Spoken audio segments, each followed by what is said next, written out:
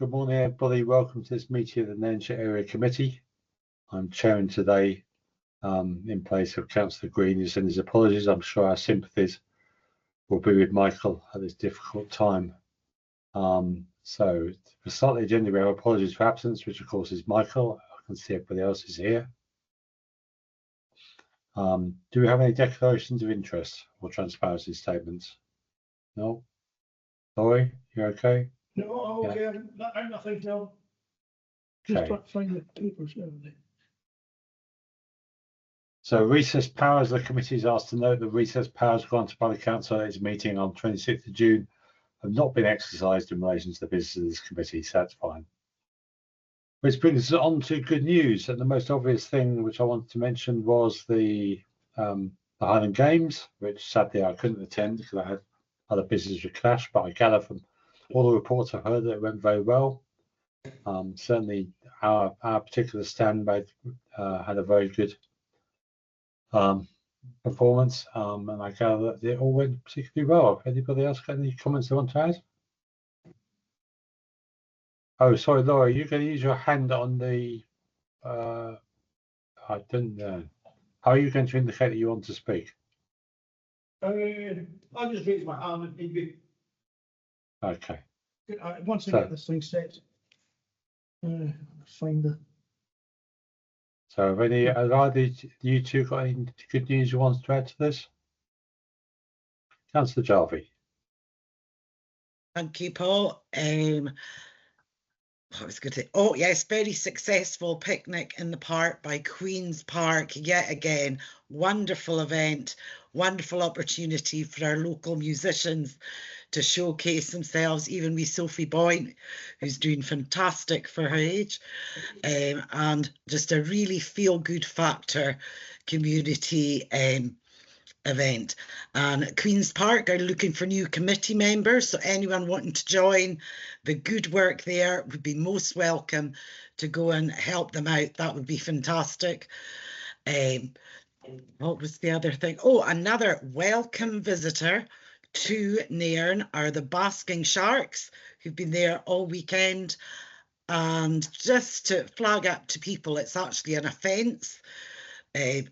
You could face up to 6 months in prison to harass these creatures as they are on the red list.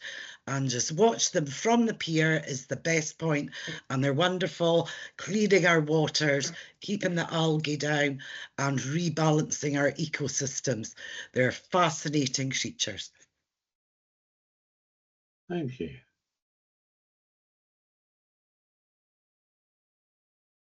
I'll just come in and say, I'll just say with one of the best Nairn Highland games I've seen in many a year. Exceptionally good weather and exceptionally good sportsmanship throughout the whole day. Everybody had a great time. Okay, so that brings on to item 5, which is the fire performance report, and I believe we have Nick Nethercoat with us. And would you like to introduce this one, sir? Good morning, Chair. Good morning, councillors. Thank you for inviting me along today. So hopefully you have the report that has been provided by ourselves. The report gives updates to the Nairn Area Committee members on progress against the priorities outlined in the Scottish Fire and Rescue Service Area Committee Plan. The report provides current figures for the reporting period of the 1st of April 2024 through to the 31st of March 2025, and showing it against the previous 4 years for comparison.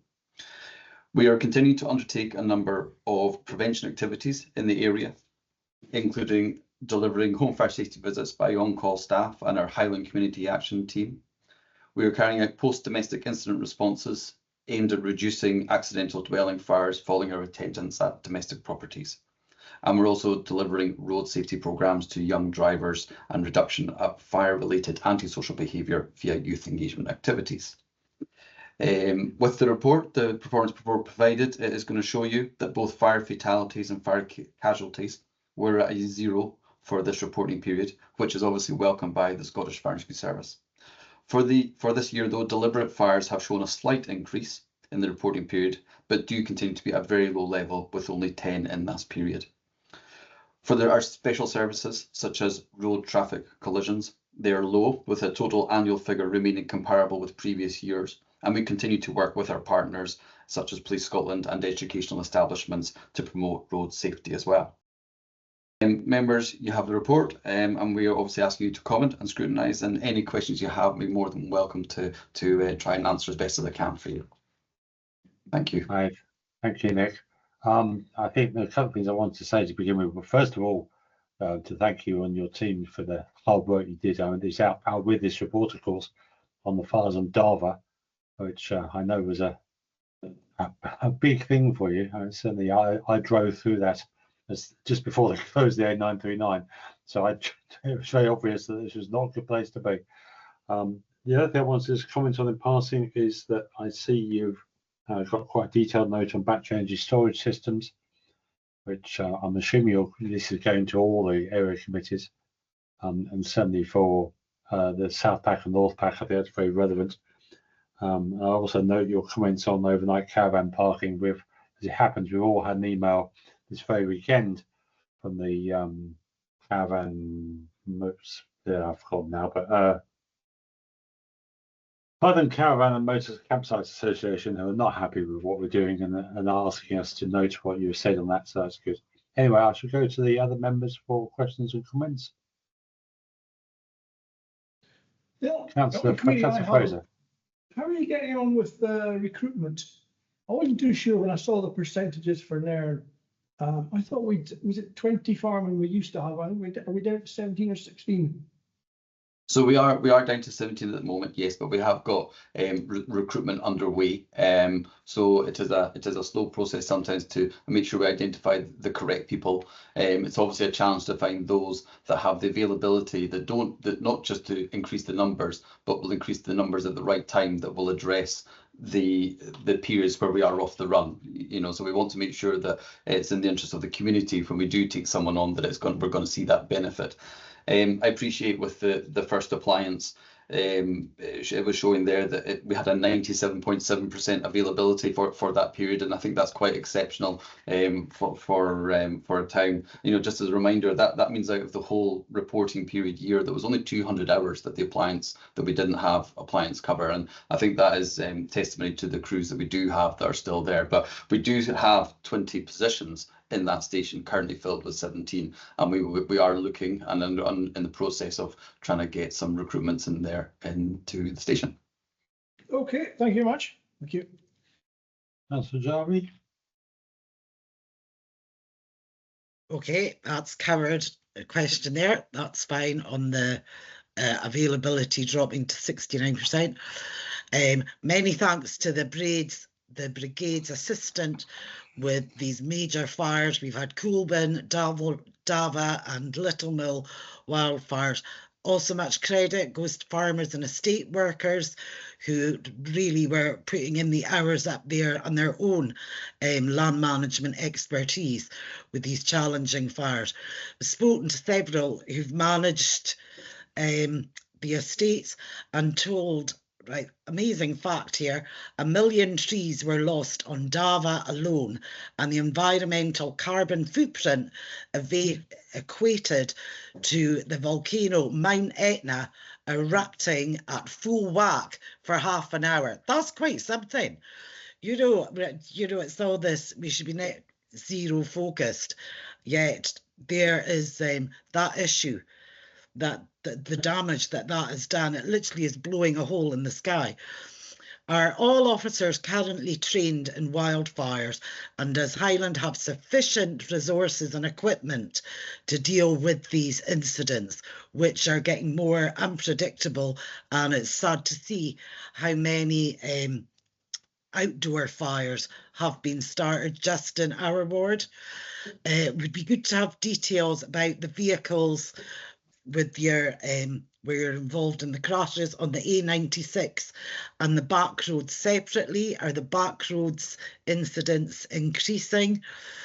And are the whole camper van thing, that we do still get a lot of emails because they're actively encouraged for a fee, even though it's voluntary. Should this be a regulated so that it complies the same as our decent campsites that we have that are, you know, have to adhere to certain standards, because there's still camper vans parking beside each other.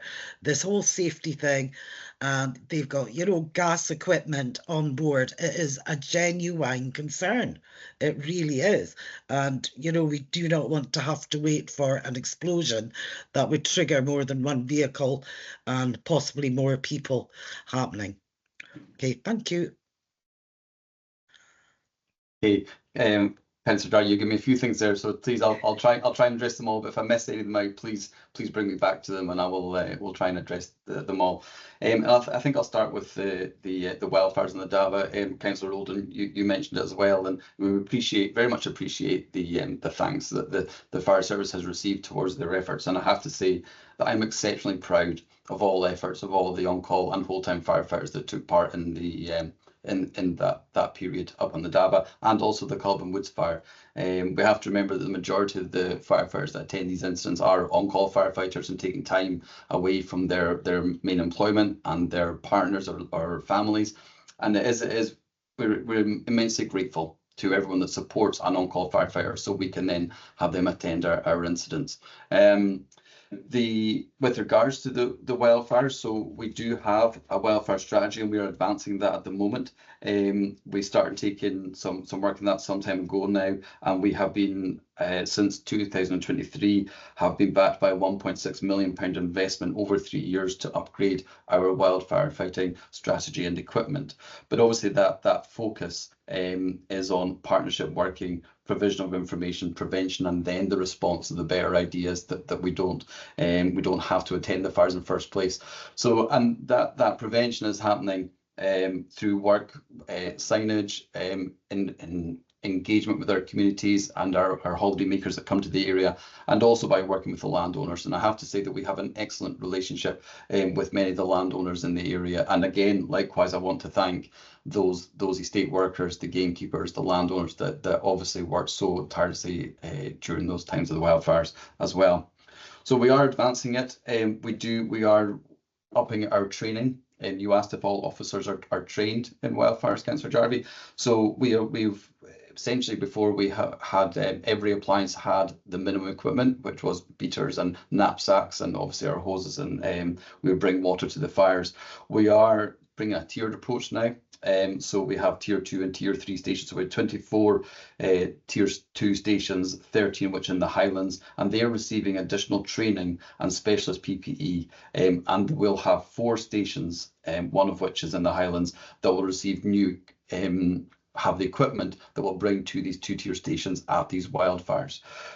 We have 10 tier 3 stations, 2 of which are in the Highlands, and they're equipped with Ford Rangers, trailers, and all-terrain vehicles as well. And that will help us with our strategy to fight the fires. We also have our flexi duty officers, and so they'd be the likes of the officers who come and support our on-call, our operational crews. Several of them have undergone wildfire tactical advisor training, so therefore they come with a more specialist knowledge when they come to these incidents as well, and that's a resource that we can pull on at any wildfire. So we are very much in the process of developing a very good and robust wildfire strategy as we sort of work towards the new challenging year that we're coming into with our wildfires. Councillor Jarvie, you're going to have to keep me right here. So that was the wildfires, the caravans and motorhomes. Just to go, that was one you mentioned there. So just to be clear, that although a car park area used as a motorhome stopover is not it's not considered a relevant premises, and that being a sort of legal definition, which then therefore means it comes out with the scope of the Fire Scotland Act in terms of us. But we do recommend that such sites undertake, so the owners of these car park areas where it's happening undertake risk assessments for fire safety, and it's reflected within their management of these car parks. There is some guidance there within the Q&As at the back on page under item 14 for some advice there for those who are in that position, such as advising on minimum distance. We might not be able to stop the likes of, you mentioned your concern was a gas explosion, with so many on the road, these things may happen from time to time. The key thing is then to stop it spreading. We're not wanting to stop people enjoying their lives, but what we're going to do is keep people safe while they're doing it. So So Okay. we'd recommend that the owners of those car parks undertake suitable risk assessments to make sure that they are providing the relevant guidance to the users then. Okay, just I Okay. think pointing them to our decent campsites would be better. Or the other question I've been asked was why across Scotland do we not have the fire service does not have a helicopter, you know, for dumping the water, especially in Highland when we're so spread out with our moorland and the amount of damage these fires do and the speed it does. Why don't we have a helicopter? Surely it would be cost effective. That is well beyond our financial budgets and constraints right now, really, to be honest with you. It would be a useful tool to have, there's no doubt, and when we do it, but we sort of engage with the private sector, but actually it is the landowners that then pay for those helicopters at the time of the firefighting. We do not actually pay for them at all. And generally my understanding is it's then covered under insurance policies for the landowners when they do it, as long as they are insured appropriately.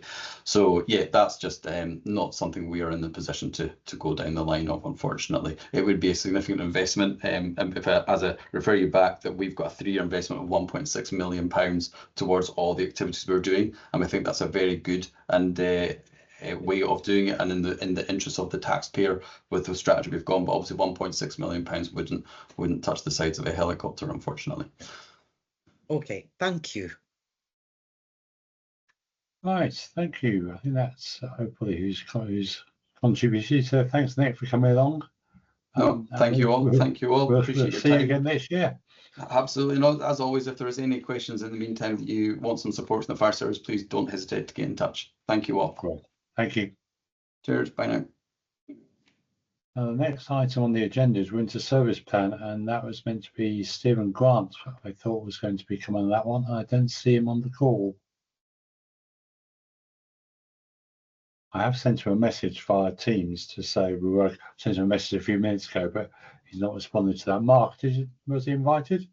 Yes, I chased him as well this morning. I suppose at this point I make a suggestion that if you want comments here for item 7, so if we move on to item 7 and Stephen will join us in the next one. Okay, we can do that. So for the Fiona, right? Okay, it's Fiona Cameron, not Sarah Lamb. I had down for that one. Yeah, keeping us here. Yeah. Okay. Right. So this is item 7, community regeneration assessment for applications. And we have 3 to consider. What I suggest we do is, I think, take each one in turn. Is that going to be sensible? Or does somebody want to do instruction first? Fiona? Hi, sorry. Good morning, members. Yes, I'm happy to go through each one in turn, and also apologies from Sarah Lamb. She's on annual leave today, so that's why you've got me instead. No bother. Okay, so yeah, thank you, Chair. There are 3 projects for consideration today. Members will be aware that the Community Regeneration Fund is made up of the Highland Coastal Communities Fund and Place-Based Investment Programme. And currently this year, Nairn has an allocation available of 155,000, with the 3 projects under consideration today totalling just over 100,000. So there's sufficient funding available should you wish to support them all. Just to go through them one at a time, the first one's the Nairn Links Heritage Project. This is a project that's looking to make a number of small improvements to key sites around Nairn, looking to provide an enhanced experience for locals and visitors, and that includes the bandstand, 3 monuments and 2 Victorian shelters. The total cost of the project is £25,054. Members will be able to see from the RAG assessment summary presented that the project has scored well. It's only marked down slightly on match funding, and that's just consistency in our prompts as we work through the assessments. So because it's a request for 100% grant, it couldn't have scored any more than it did in that section, but we've got no concerns about the project, and happy to answer any questions members have got. And we also have the applicant with us as well online, I believe. I see it. Yeah. So okay, members, do you have any questions on that one? No. Okay. In that case, are we happy to agree to approve that one? Yes, happy. Yes. Yeah. Okay, that's fine. So we're approving that one. Thank you, Fiona. Thank you. The second project is Nairn Links toilets. So this project's looking to develop detailed design options and costs for the Nairn Links toilets. And that's going to include looking at the accessibility and options around a changing places toilet, along with a storage area where the Nairn Beach wheelchairs could be kept. And the cost of the project is £45,000. Again, from the RAG summary, members will see the project scored well, marked down slightly in project robustness, just to reflect the fact that procurement still needs to be undertaken. And so at this stage, the costs are based on estimates, but that is not an issue for us in the team, on the basis that if the costs rise, there could be a means of looking at it as a phased approach. And the costs are based on estimates by experts in the field. So the project would bring this to a design options appraisal, which would then come back to committee for councillors to consider the next stages. The next stages of that would be to look for planning and building warrant consent. And again, happy to answer any questions. And thank you. And again, we have the lead officer here who's Mark in this case. So members, do you have any questions? Well, I'll raise the issue I had when I read it. I was very concerned with the cost. If you're looking at the wheelchair access group, all they really need is a concrete plinth, which would probably cost you £5,000. You'd put an electricity supply in and a small, tiny little ramp, maybe £10,000 a whole lot. And then look at refurbish your toilets, might be another 10, 15,000. Then put a disabled changing room at the end. That's fair enough. I just looked at the cost and I thought that's extremely high cost for what would be a concrete plinth and a refurbish. I'd like to see the toilets kept. I've heard comments of demolishing whole lots and starting again. I don't really think that's a fair option. It's just, it boils me a wee bit with just the cost of the whole thing. What do other members say? Councillor Jarvie. I tend to agree with Laurie that 45,000, to tell us what we already don't know. However, it needs desperately done, desperately. It's one of the top things we're needing sorted in Nairn, and these assessment things are phenomenal prices. But now, within that cost, are they looking at renting changing rooms or purchasing changing rooms? Is this within the plan, or are we still looking at that as part of the options to be explored? Okay. And will it increase the amount of actual loos in there? And the pumping station, right, is that the bit that sits at the back of the actual links toilets, or are we talking about the pumping station bit that's over the other side at the putting green? Is that in with this, or is that a separate, another thing we have to pay out for? Okay, well, we have the applicant here as it happens. Mark, would you like to? Yeah, thanks, Chair, and the members for your comments. Okay, just to be clear on this application is to establish an actual proper plan for the facility. It's not around changing anything at this point, because there actually needs to be significant capital to actually fund the project once we get a plan. In terms of the Councillor Fraser, in terms of the changing places space and extensions and things, those will all be parts of options we can look at. But one of the key things we need to do as part of the appraisal is actually look at the current standards of it in terms of M&E, mechanical, electrical, the pumping station. It's linked directly to the toilets. What capacity that has? Does that need upgraded for any future use? What life's left in it? So the work that's going to be carried out by A and other will establish how this can be taken forward in full. So the other questions around what is it, rent and purchasing, all these things, they're not applicable for this. This is basically a feasibility study that will give us a plan and a number of plans that we brought that to committee for members to say this is where we want to proceed, and then we can go and look at capital to actually take this forward. Now, it's also worth highlighting to members at this point that the Nairn Access Panel, along with some other members of the community, are looking at changing places toilet in a separate, it's a separate bill. They'll get funding, we'll get funding, and then they'll take things from there. But this application to get a feasibility study is based on the need for the area that's been outlined through local place plan, also community aspirations, that we do have a good quality toilet facility that is fully accessible and it's inclusive for all to use, that complements the great site of the links that we already have. So that's generally what this is about, if that answers all your questions. Yeah, it's just exploding, isn't it? Yeah, it's taking it to that next stage to give us that options that we can consider, and then it's capital that we need. So we're going one step further, but actually it's the capital that needs to come forward on the back of this. So all funding options, etc., will be looked at once we nail down a plan that we can look to take things forward. So how many people has this gone out to tender for? Because Well, 45,000 if we get approved is a lot. funding today, if we get approved funding today, then I do the procurement exercise. Yeah, right. Well, you know, take the funding, take the money, so Nairn gets a decent share, but it's just huge numbers that they come up with. For professional capacity to do this, but that's all it's for. It's not for building or anything else. That's all professional capacity checks and actually a study to make sure that we've got all our ducks in a row to take it to the next phase that's required. Without a plan, then we'll be talking about this in 5 years' time. Okay, clearly in the wrong job, but no, I'll get it. Needs done. We needs to progress with it, as far as I'm concerned. I think Mark is on the money. One of the things that's concerning me is that we're going round and round this for far too long now. I think this should give some focus to what we're trying to achieve. Okay, we have options again to approve, defer, or reject. I'm going to suggest that we should approve this as well. You both agreed? Yes. Yeah. Okay, so that brings on to the third one, Fiona. Thank you, Chair.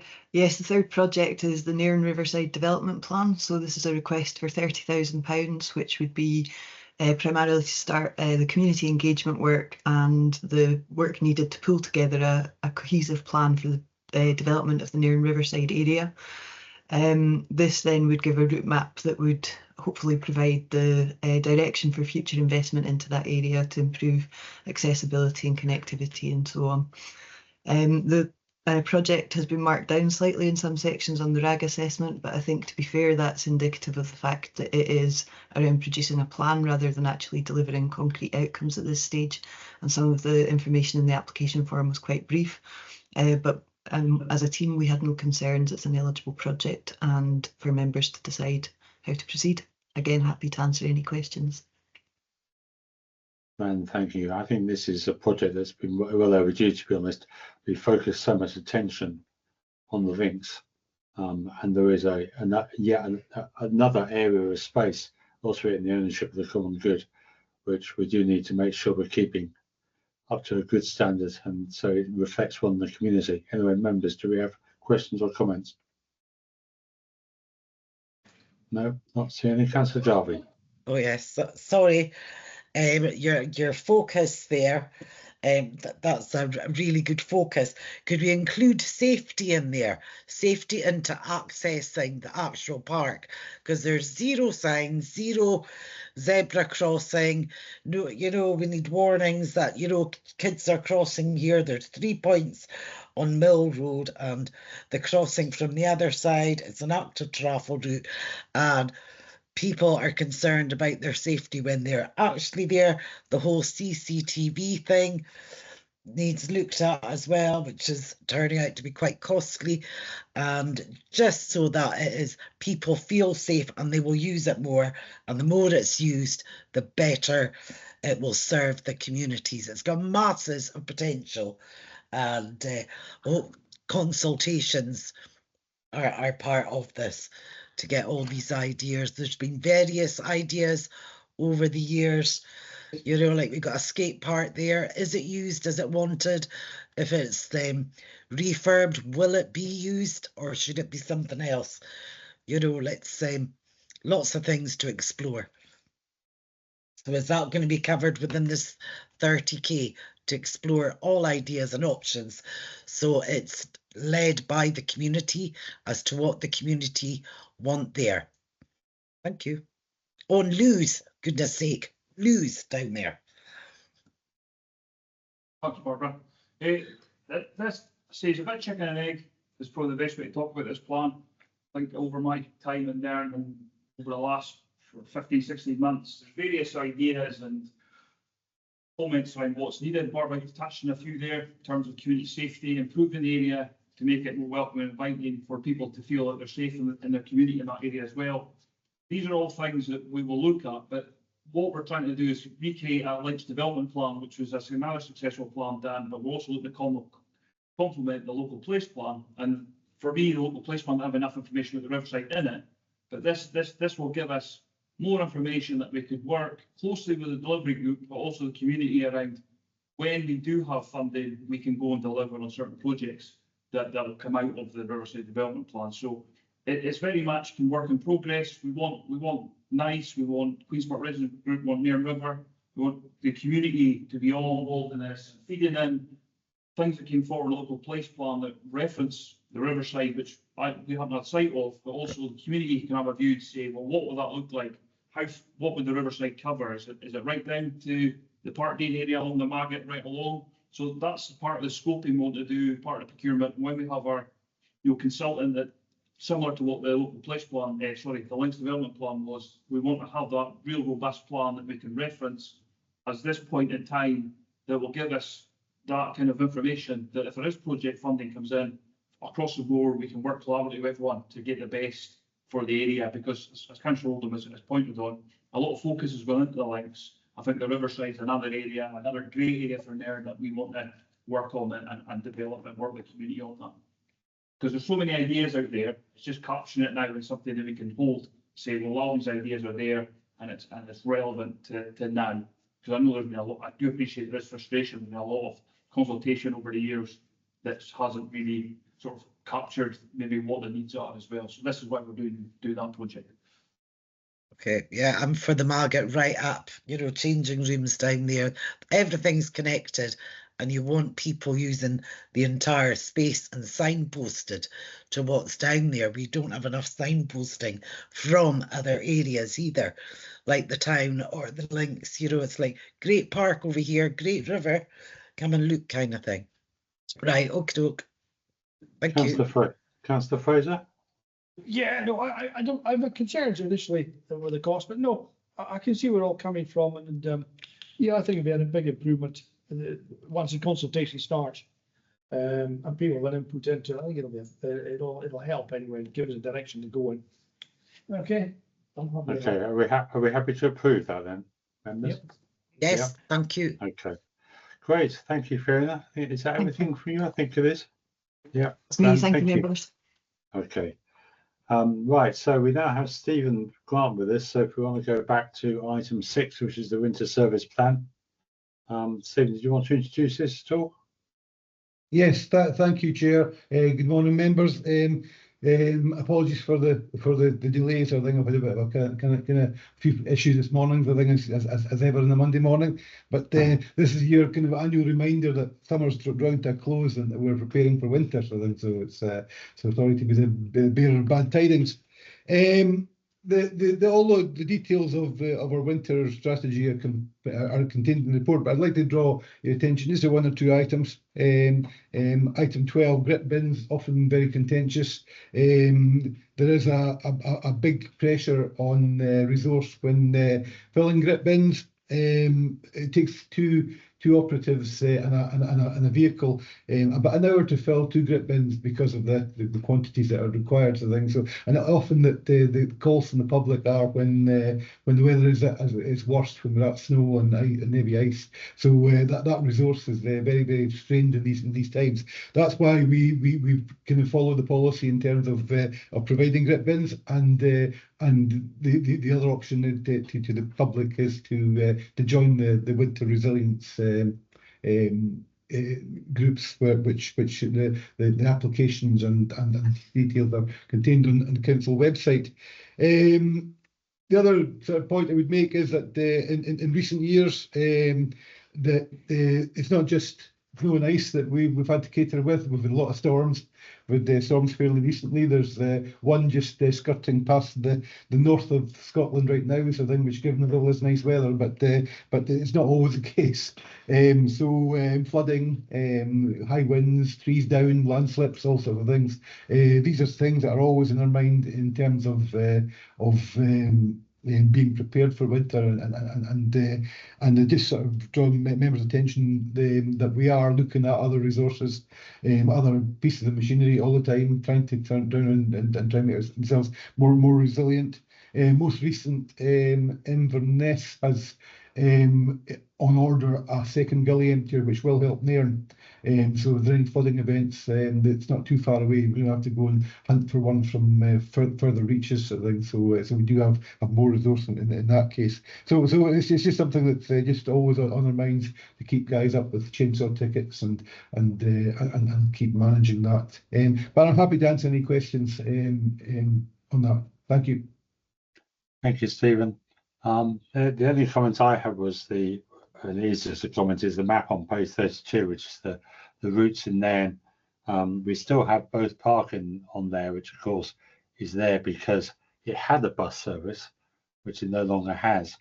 But I think it would be worth keeping it in because I'm concerned about the gradient down Bamkeith Drive onto the A939. I think making sure that route continues to be sorted, even though it's not really a priority route, sensible. That's the same reason that we also have what's it called, Brewer Park on the list as well, which again isn't a bus route, but it's got quite a steep gradient up through the estate. But that was all. That was the comment. So, members, do we have any questions coming for Stephen? No. Barbara? Sorry. Yes, good to have the grit bins filled. That's it takes a while when you're busy in the winter. Be good to have them filled way ahead of time. That would be great, because people do actually like doing their bit in streets, and streets like my own, the gritters literally can't get up it because it's got such a steep incline. And we are literally stuck in here. How many gritters is there, and how many live on the ward at our depot? Or are we having to rely on them coming in from elsewhere? How many backup gritters do we have for Highland, and is it sufficient? And have you talked about this before, about upskilling staff from other areas, so you have more gritter drivers, so if we have a deluge of snow or ice, there's plenty staff to be doing it, and they're not getting exhausted. We're very grateful for the early hours these people work, but are there enough to cover the roles if we have a deluge? Thank you. Thank you, Councillor Jarvie. It's always something. We're always monitoring grit bins, and we're always monitoring their sort of usage as well. We have had, not in Nairnshire, but in certain other areas, have had instances where contractors have been taking grit bins en masse, and it's theft. And it's something that we do monitor very, very closely, the grit bin usage. We have been working with corporate comms as well to produce videos that they put out around this time of year on how to actually use grit. You need surprisingly very little grit to actually grit a road. It works very, very, very, very efficiently, very well. But sometimes people take a big shovel and just chuck it across the road, and it's probably about 10 times as much as they need. But that's something that we do need to sort of work with corporate comms and to educate the public as to how much they actually need, and certainly part of the winter resilience scheme, the training's available. In terms of gritters, we have 3 gritters, and we do. We're working closely. We have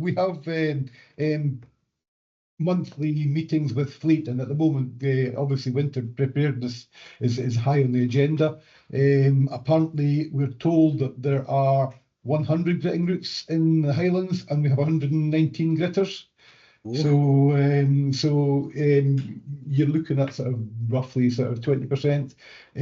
We still have to confirm exactly where they are and what they are, because not every gritter is suitable to do every route. I mean, if you have a very steep route, you need a 4x4 or 6x4 gritter. If you have a very narrow streets like Fishertown in Nairn, you can't get a 4x4 in there. You have to have a smaller machine.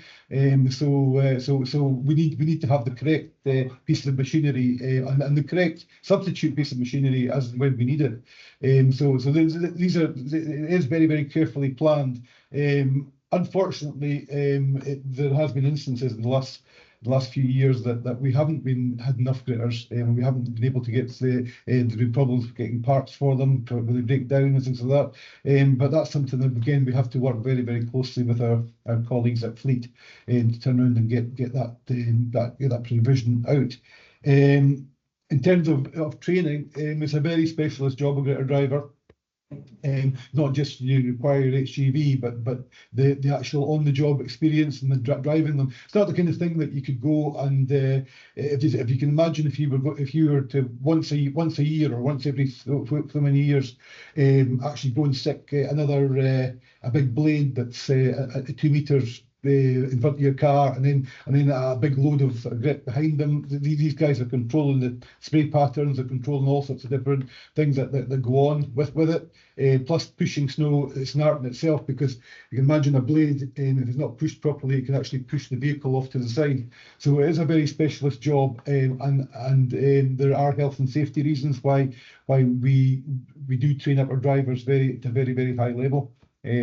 For that. So, but yes, certainly we do look at other services for support, mainly on things like footpath gritters, clearing footpaths, spreading salt, sort of thing, manually, sort of thing, so we can actually keep our footpath network free. We're very, very conscious of the limitations that snow and ice can cause for the public, especially the elderly, and we do try with this limited resource that we've got to turn around and try and get as much done as we can. But we're always looking to take more resource from other services. Thank you. Okay. Councillor Fraser. No, I'm not really talking. The only point that we tend to get complaints is on hills like Montgomery Drive or under the railway bridge. Oh, sorry, I speak to thing. The only place we tend to get complaints about is the likes of Montgomery Drive, which is on a hill. People can't get up and down hills. Most of the routes are covered up. It's the only one we used to get regular complaints about. Clifton Bray possibly, but as long as they're all done, it's fine. It's just if you miss one or two, as Paul said earlier, we need to keep both parking, I think, as well. Other than that, it seems to run quite well. Although we appreciate it. We get very, very heavy snowfalls until you have areas that are cut off of the countryside. There's not a lot we can do about that. And they have to accept that. That's just part of living in the countryside. I've had this in the past when they scream and shout, "What are you going to do about it?" Well, no, we can't. No, 2-3 feet of snow on the road. You can't clear that. Yeah, it's always difficult, and that's where kind of local knowledge comes in as well. The guys, the gritter drivers are all local guys. They know the areas that are of concern. We're also monitoring public comments and complaints to turn around and try and get a better service out there. I mean, if we had an unlimited resource, and obviously economics that can't give us that, it would be great, but we're trying to fulfil everybody's needs with the resource that we have, and that's the reality of it. Okay, that's fine, thanks. Grand, thank you, Stephen. I think we're meant to be approving this, so we have to approve this. I'm assuming we're happy to approve. Yeah, approved. Yep. Yes. Super. Okay, Yes. Great, thanks, Stephen. I'll let you get on to your next job. Okay, thank you very much. Thank you. Thank Okay, you. Thank you. Bye, bye. Okay, so that brings us on to item 8, housing repairs, performance and capital report. And I think Martin is going to take us through this one.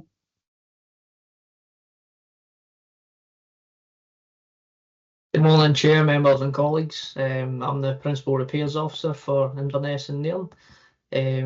Members are asked to note information provided in the housing performance and period 1st of April to 30th of June 25. So key indicators for measuring repairs performance are considered to be average time taken to complete emergency repairs and non-emergency repairs. You can see from the table there, it's where we're currently sitting for Q1 at 7.6. This is based, so performance in Nairnshire is within the 12-hour target currently, so we're well within target for that one. Non-emergency repairs are measured in working days. As you can see from Q1 there, we are at 4.4, which is yes, it's really good. That's within the target of 8.9, and also the SHN, I should say, benchmark group 9 days. Everything's pretty good for that, I think. And yeah, table 3 provides information average relet time for all void properties, highlighting the same quarter in the previous year for comparison. So we are currently sitting at 43.5, which, although is well within the SHN benchmark of 56.7, is out with our own target of 35 days.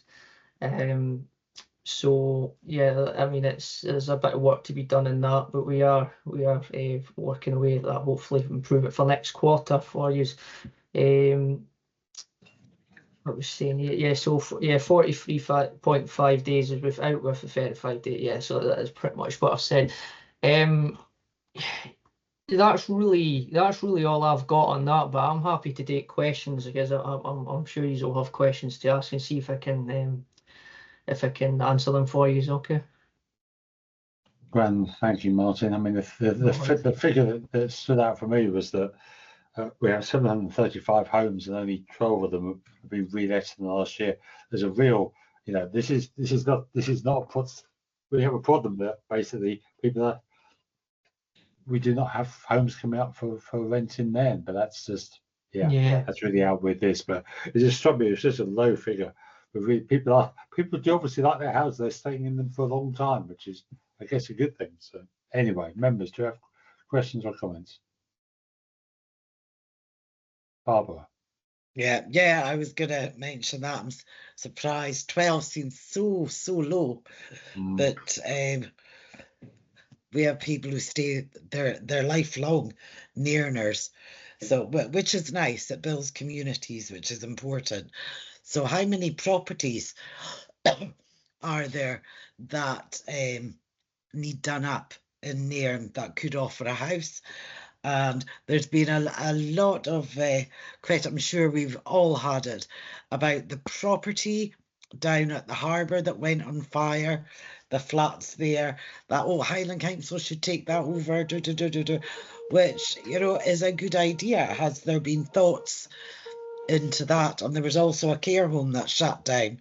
Is there thoughts into regenerating that into properties for housing for rent for locals? Oh, yeah, weird noise from somewhere. Yeah, sorry about that. Yeah, as regards to the property that went on fire down the harbour, I'm not personally aware of that, but I'll look into that for you. And certainly, regards to you know, with the housing taking on such properties, that would probably be something I'd need to discuss with my superiors. But I can certainly pass that along, and we can come back to you on that, if that's okay. Yeah, it's just that there's these buildings in places owned by other people that seem to be stagnant, that are already going to have, you know, fibre to it, plumbing to it, you know, all the services to it, and maybe investing a bit of regeneration there would offer quick homes to people, you know, on a small scale build. There's just, you know, the regeneration of towns should maybe be something that's tied into these developers that just want to go high speed. That maybe part of the payback has to be regenerating locally as well, as part of developers' payback for the profits they're making. So okay, I'll take that up with my manager, and we'll get back to you with that. Okay, thank you. Councillor Fraser.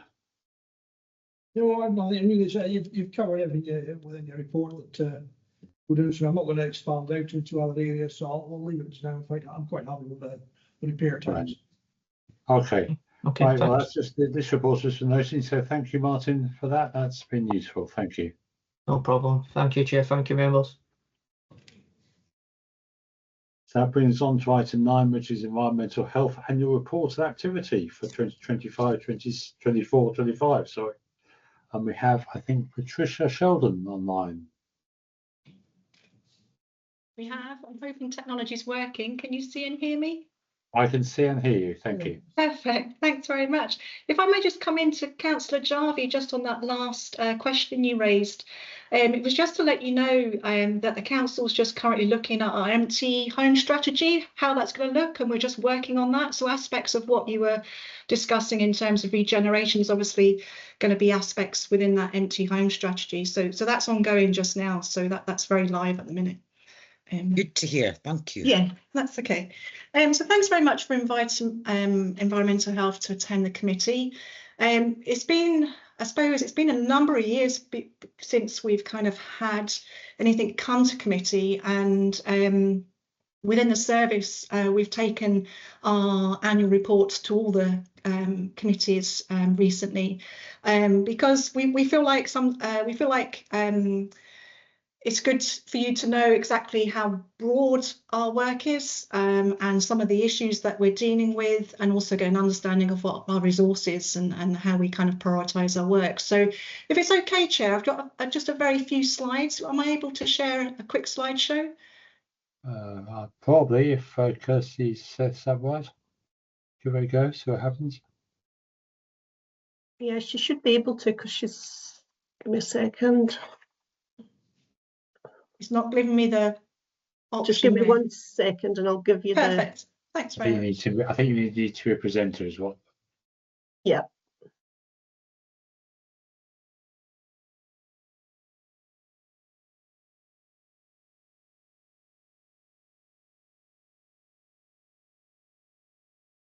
Oh, I should probably said in advance that I had a few slides. Okay, There do you we want to go. try now, Patricia? Oh yes, that's it. Yep, perfect. Yep. I might make sure I've got the right screen. Okay. That's promising. Now I have to make sure I've got the slideshow going. Perfect. Okay, Yeah, so hopefully lovely. you're just seeing that. Perfect. So Yep. hopefully I'll be able to move my cursor along. So the report that we submitted outlines our current work for the last financial year, and as part of our work we also work to an operation plan that's published every year as well, and in there we outline the objectives of what the environmental health team are going to achieve and our priorities for the year, and also our commitments to local committees. And we also increase our awareness as well through our work. So environmental health duties, we conduct a whole range of statutory duties on behalf of the council with the general remit to protect and improve public health. You would have seen from the report perhaps some of the sort of common themes that you would associate with environmental health, such as food safety and health and safety, but we broaden out to environmental pollution, licensing. We do quite a lot of work with licensing, private water supplies. We are a statutory authority for private water supplies, and it's very broad. So it's more than just sort of the general door-to-door environmental health that you might see or read in the newspapers, for example. So much of the work undertaken is proactive and preventative. For example, our programmed food safety inspections. We aim to support businesses by providing advice on appropriate regulations and ensuring any regulatory activity that we take is proportionate, consistent, accountable, transparent and targeted. And our enforcement approach in responding to the vast majority of cases is typically the 4 E's approach, which is engage, explain, encourage and enforce. That enforcement strategy replicates other agencies such as the police and the fire brigade. So our operational areas, this map just shows you how we split our operational areas. So we have a north team We have a mid-team, that's Inverness, Nairn, Baignock, and also Ross and Cromarty. And then we have a west team, that's Skye and the islands of Loch Harbour. In the mid-team, we have 3 seniors, EHOs. I'm one of them, and I have another 2 colleagues. And we manage all the different environmental health functions in the Inverness and mid area. So in Dingwall, in terms of staffing, we have 9.6 full-time staff, and in the Inverness office, we have 23.9 full-time staff. The Nairn area is mainly covered by the Inverness team.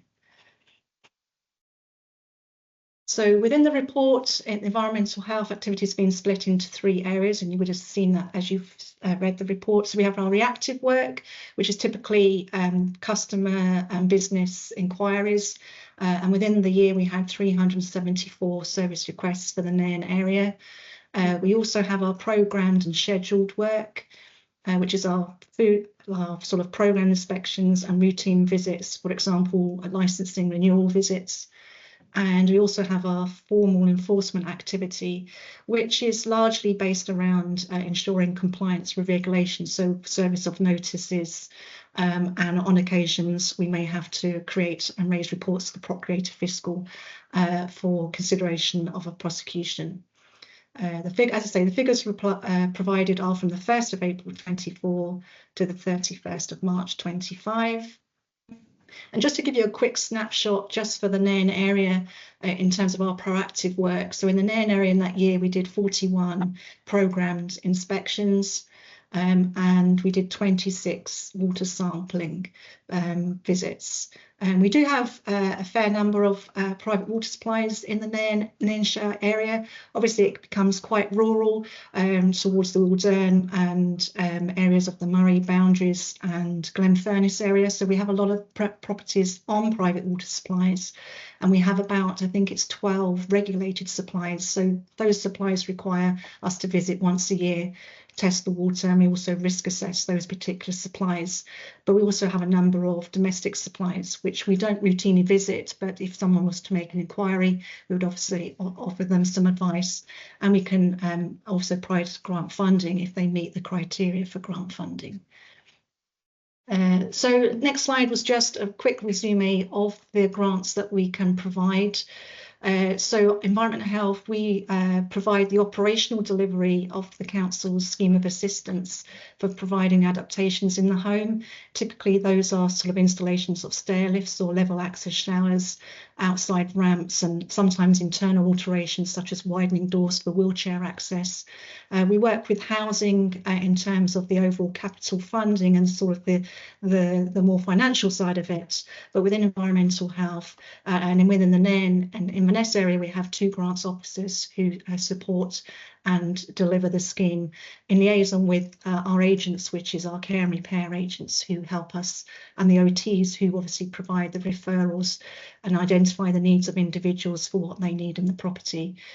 So last year we did 20 adaptation grants, which totaled £124,000. There were no repair grants in the year. And in terms of private water supply grants, slightly different route of funding. The private water supply grants comes from the Scottish Government. So we provided 1 grant of a grant of 2,400. That's actually, with that funding, was 2 properties who got an improvement to their private water supply. Short-term lets, I'm sure you're all aware of the short-term let licensing. It's kept us very busy, and we have enlarged our operational team in terms of staffing to manage this workload and the anticipated workload. So last year we had 197 consultations were completed. And within the Inverness, Nairn, Baignock area, we have 2 full-time officers and 3 further officers across the HIghland. And we are appointed in mid, so they're appointed in mid, the 2 full-time officers, to assist with these consultations. And in the forthcoming year, we are going to be undertaking a programme of scheduled checks and visits of the short-term licences that have already been issued, and obviously still working through those that are applying, and those that applied originally but are still in that kind of list, or I'm going to say backlog, I don't like to use that word, but those that have applied that have their applications pending, which are there are many of them, and we're working through them as effectively and efficiently as we can. In terms of Highland-wide matters, just things to be aware of, we've got new animal licensing regulations being discussed in terms of extending licensing to dog walking and grooming and livery services such as canine fertility services. That's expected sometime next year. In terms of our food safety work and our approved food establishments, so these tends to be our sort of manufacturers who maybe supply their products wider than the north of Scotland, and quantities of food. So products of animal origin have to be approved when they're manufacturers, and they kind of distribute further than regional area. And in the last 18 months to 2 years, we've had a new approach to our inspection of these premises, which is called official control verification. And this is an additional compliance checks, and there's a lot more time spent on auditing and focusing on the controls within these manufacturing premises to ensure safe food and good traceability. And then the final one, again, it's been profiled in the press recently. You may have seen it, but they're discussing the regulation of non-surgical procedures, such as I think sort of skin microplaning and other aspects of beauty, I suppose traditional beautician work, but perhaps a little bit more detailed now in terms of those procedures. And the Scottish Government's got a consultation out as to where licensing should apply in some of these particular beautician procedures. So just the members are asked, we're just asking for feedback on the range of work we've done, whether you like the format of the report, and whether it's tweaked, and I'm just happy to take any questions, Chair. And I'll just stop sharing the slides just now for you. Grand, thank you, Patricia. That was, yeah, I found the report and what you just said very informative. I'm not on communities in place, so I have very poor visibility historically of what you're doing. And the word which you used repeatedly is the word that's sticking in my head, which is broad. And the range of activities you're doing is really quite staggering. A couple of things I wanted to comment on. Short-term nets, I was on licensing until relatively recently, and one of the things which objectors to short-term licenses were always unhappy about is the fact that basically virtually everybody gets a short-term license who applies for it. And one of the things that we've been saying to them is that what this gives you is a weapon, so that if the licensee fails to adhere to the terms of their license, I mean, a typical thing being their use of hot tubs and things like this, then you can go back to environmental health, and that's your route, because you now have a weapon. You can say the short-term license says this, they're doing that, and I do anticipate this is going to mean more work for you. I think it does mean that it does bring more regulations to short-term licensing, which has got to be a good thing. The other thing that caught my ear when you mentioned it was licensing for dog walkers. We have a lot of that activity around Nairn, and we have had historically some issues with dog walkers. There was a very sad incident where a dog was drowned which was under control of a dog walker at the time, who had basically lost sight of the dog, and it drowned. And so like some sort of licensing to that does seem like a good thing. The other thing I was interested in was on the non-surgical procedures. Does that include things like this microblading that people have done to the eyebrows? Was that already covered? Yes, I think so. I think there's aspects already that are covered within kind of the tattoo licensing, and there's various procedures there. But yes, it's going to be broadening out to include a lot of different procedures and beauty enhancing facial treatments. So yes, that's, as I say, consultation, and local authorities and working groups and COSLA are sort of discussing what that might look like, and how it will come in terms of what the conditions might be, because that's obviously a large part of any licensing, is agreeing what the conditions should be. So yes, that's it. Within the next year, we expect that to be properly detailed out and where it will apply. And then, like all things, there'll be a process of applying before a certain date to apply for your licence. And members, do you have any questions or comments for Patricia? Barbara? Thank you for the report, Patricia. I'm trying to think. I'd be interested, the abandoned vehicle thing. Nairn is a great place to dump things, caravans included. I've reported quite a few myself, and it's quite a process that it takes a lot of officer time to get rid of these vehicles, and it's a lot of effort. And I see there's a trial in Easter Ross about recovering costs, because we really weren't. It was cheaper for these people to just dump it than get it towed away, for instance. Be interesting to see how long that trial is for and how what exactly that entails. Seagulls, I'm surprised to see there's only 7 service requests about the seagulls, because seagulls, you know, the fan club's small in Nairn. It's it's their habit is very problematic rather than the species. It's just you know, attacking people and things. Is that to do with people literally barricaded in their homes because of these gulls nesting on the roof and they can't walk out the driveway? Because I know Bid had over 80 responses to seagull problems, so that's really low. Is that ones you've actually gone out to do something about, or actual seagull complaints? Would like to know that. And something I've been raised several times since I've been elected, as have other sources of people, is the pigeon poo at the railway.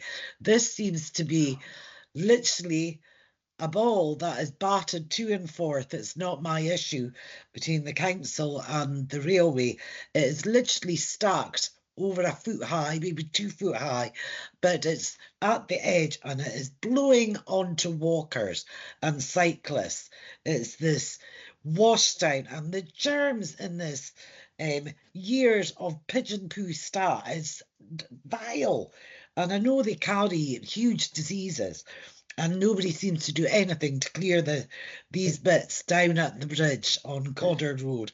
It really is quite disgusting. People are literally jumping onto the road to avoid the pigeons, but the poo is still there and gets blown literally into people's faces. It's at head height.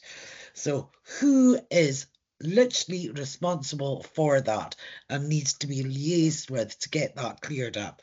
Because it's a disgusting eyesore and a health risk. Okay, that's my questions just now. Thank you. Okay. So in regards to abandoned vehicles, the pilot is in a certain area of Ross and Cromarty.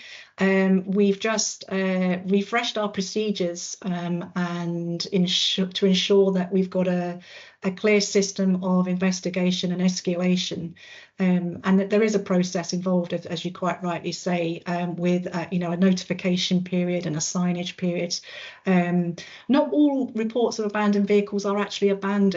Sometimes we get complaints because cars have been parked perhaps in an awkward area or to the frustration of a neighbour.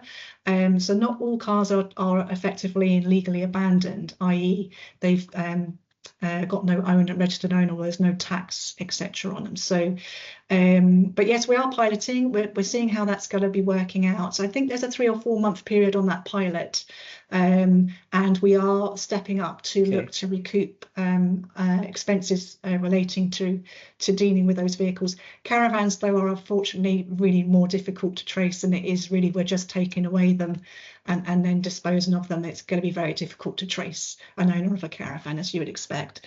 In terms of seagulls, I think that perhaps you're seeing a low number of complaints there, but I think perhaps that's to do with the fact that we've managed to put more clear information out to the public in terms of explaining that our role is very little. We can give advice, but we don't have any statutory powers to deal with seagulls. So it's very limited what we can do, but BID certainly has been great in kind of supporting the local community in Nairn. We will continue to give that advice to people to not feed their birds in the neighbour's garden. You know, if someone is saying like 2 doors down, they're putting all their bread out, our dog and enforcement officers will pop in when they're passing and just give that advice. You know, it's good practice not to feed, because it's not only attracting seagulls, but the food on the ground could attract vermin too. So the two often go hand in hand. But it's about education and engaging. I think, Councillor, is the key to trying to improve the issues with seagulls. But it's very problematic. And I worked in Nairn when I first joined the council many years ago, and I know all too well the concerns of seagulls in Nairn. And finally, the railway bridge. It seems to many years ago that came round to us for, and I'm trying to remember, my colleague dealt with it, and I'm trying to remember whether there was some contact we had with Network Rail. I think there probably was. So if you're okay, I will try and establish, and I'm saying like this is like 10, 15 years ago. So but it was an issue back then, and I think we did informally do some contact with Network Rail, and there might have been a solution found at that time. So I'm not aware it's come to our attention again. So you've raised it. So but I will find out what we might have done before, and to see if there's a similar approach we could apply again. Obviously, the council's roads department could clear the pavement. In the meantime, they could maybe clean and sweep the pavement. But you're saying it's at height level. Is there a ledge? It's like the ledges either side of the bridge where you walk, and so you have no choice but to walk past these ledges, and there's dirt. And it just topples off the ledges. The pigeons nest in the top of the railway. That's never been netted, which would stop the pigeons nesting. But there's literally these poo stacks of poo under the bridges, absolutely disgusting, and you see it blowing onto people, and you can see where it's coming. If it's sitting there on the ground, it's blowing into people's faces. But this sort of dirt, and there's rubbish and everything, and it's just a disgusting health risk. It just smacks of major germs there.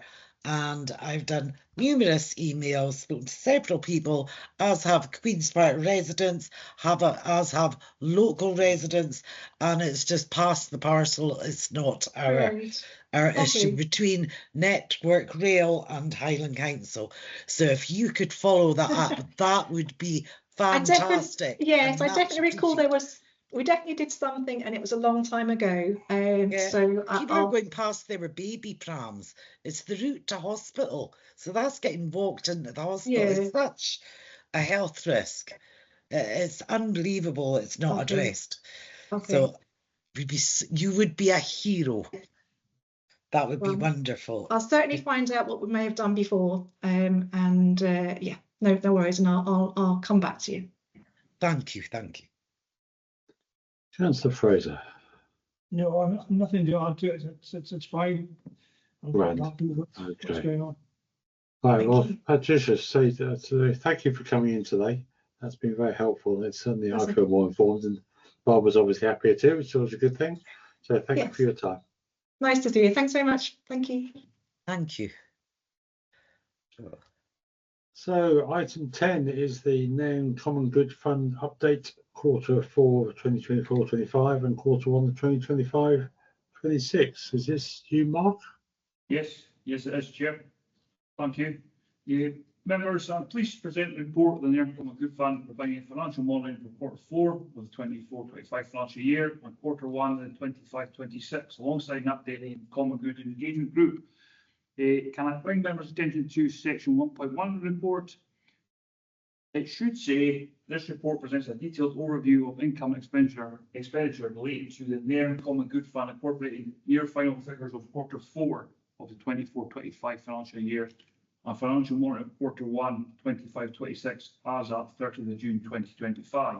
You will notice on the report that it does not reference the quarter 1 or quarter 4. Also, recommendation 1 in section 2, it should read, scrutinise and note the position of the Nairn Common Good Fund as shown in quarter 4, 24-25 and quarter 1, 25-26 monitoring statements against the budget for 25-26. And the final change is that in section 5.3.7, the paper should refer to the Nairn Community and Arts Centre, not the Nairn HIghland Games. So my apologies for that, members. The fund has concluded quarter 4 of the 24-25 financial year with a recorded surplus of £198,409, a notable improvement on the previously forecast deficit of £64,364. This outcome is primarily attributable to one-off servitude payment from Violet Homes. While this surplus is welcome, it is important to acknowledge that the fund's financial position remains resilient on recurring income and relies on the need for a continued strategic development of sustainable revenue streams, and also to note that quarter 4 statement is unaudited accounts as well. Income during the reporting period has been derived from a range of sources, including property, rents, lettings, car parking and investment returns. Expenditure has supported a broad spectrum of community priorities, including property maintenance, staffing, events and festivals, along with project development. Looking ahead, the approved budget for 25-26 is currently projects a surplus of £8,090. This figure, though, may be subject to change considering the amount of additional commitments and emerging costs. Officers remain committed to prudent financial management and to ensuring the fund continues to deliver tangible benefits for the Nairn community. Finally, the committee is also asked to note the progress of the Nairn Common Good Engagement Group, which continues to provide a structured forum for community input with a revised terms of reference, enhancing the group's remit and aligns its operations with the Community Empowerment Act, the Scottish Land Commission guidance. The group's purpose remains to strengthen community involvement in the management of the common good assets, and its contributions will continue to inform committee decision making. Thank you, members. And any questions? Thank you, Mark. Yeah, I had a couple of thoughts on the bottom line figures. If you look at the figure in 5.5, which Mark mentions, which is we have a surplus over the year of about £198,000. Of course, that's if you exclude from that the £200,000 we've got from Barrett's. In fact, the common good has gone down slightly. But the other exceptional item was the £50,000 that we gave to the Community and Arts Centre. So I think on the whole, if you look at those two together, essentially the value of the fund, excluding those two items, has gone up by about 50,000, which is pleasing.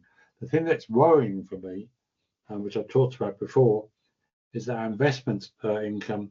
If you look at it, we've got £14,000, and that's on an investment portfolio of about 800,000. So we're getting a return on our investments of under 2%.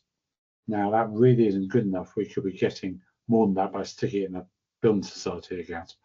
And I think I said to you before, I'm chair of the investment subcommittee. We were intending to have Adam and Co, who look after these investments, to our meeting earlier in the year. Sadly, we weren't quorate for that meeting, but they will be coming to our next investment subcommittee meeting. And I think we may be looking as a committee to move our various investments, both the Nairn Common Good, Invest Common Good, and some other investments to another broker, because we're not getting good value for money at the moment.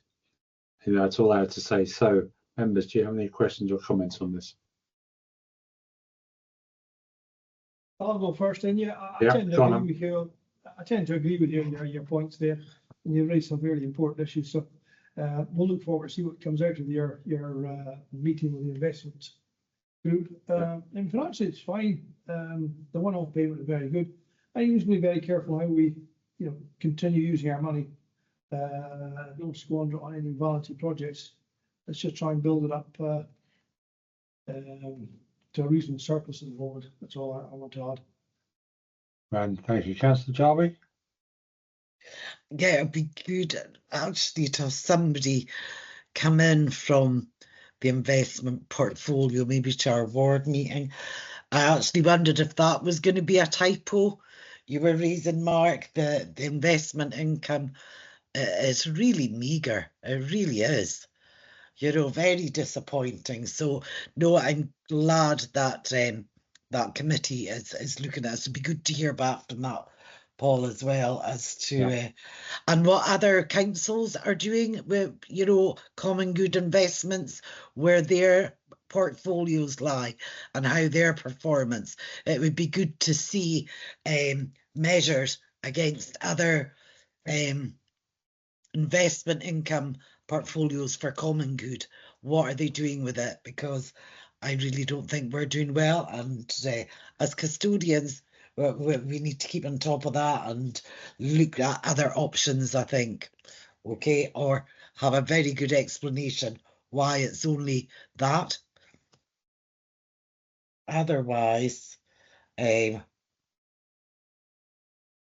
so the 50,000 for Community and Arts Centre was the bit missed, is that?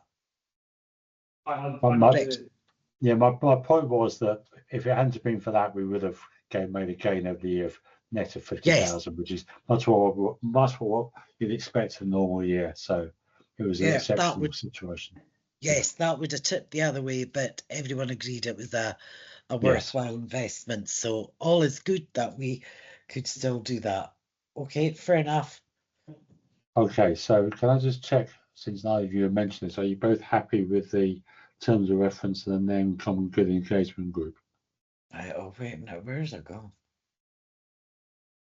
The recommendations. That's in Appendix 5. 4 or 5. Yeah, appendix. I did go through On it. page 105 of your papers. Yeah. It's specific. Right. Oh, that's good. Okay. Oh, yeah. No. Continue for another 12 months. Yeah, it's something we could do. It's probably out quite good at the moment. Quite sensible. So yeah, I'd like to carry on for another year. Yeah, we'll give it an opportunity anyway. Okay. Yes, and for councillors to bring suggestions for things to be discussed at that group. You know, like the museum, actually, we could do with an update on museum at that group, and to our area committee, actually, would be good for the next area committee. That's maybe AOB, sorry. Yeah, the only thing I will note is that we are not members. If you look at it carefully, we four are not members of the Common Good Engagement Group anymore. So I have pointed out to Mark, but he assures we will be invited onto meetings. So anyway, so we are called upon to scrutinise and note the position of the Common Good Fund, which I think we've done, to note the progress of the Common Good Engagement Group, and agree the terms of reference for the next 12 months. So we're happy with all those, both of you? Yeah. Super. Okay, so that leaves us with a couple of items left. We've just got to note that in the last quarter, the Ward Discretionary Fund gave out £1,500 to the Queen's Park Residents Group for the picnic at the park. That was just for noting. And the thing that I always find slightly bizarre, we had the minutes for the last meeting of the area committee, but not for agreeing, nor only for noting, because they've already been agreed by full council. So I think that concludes our meeting, unless anybody's got anything else we need to worry about. Barbara, Laurie and I have agreed that we'll stay on after the meeting to have a discussion of the other thing we will keep failing to discuss. So if you'd like to stay on the call, we'll continue with that after this is completed. Okay, so thank you everybody, thank you Mark, thank you everybody else, all the officers are here. Oh, could I just add in the AOB to have an update on the museum for the next area committee? More business meeting. You mean more business meeting, I think? No, area committee. Oh, committee. Oh, okay. Yeah. Fine. Okay. Yeah. That's the kind of, you have to get more business first. Yeah. Yeah. We can do both. Okay. Yeah. Great. Okay. Thank you, everybody. Okay.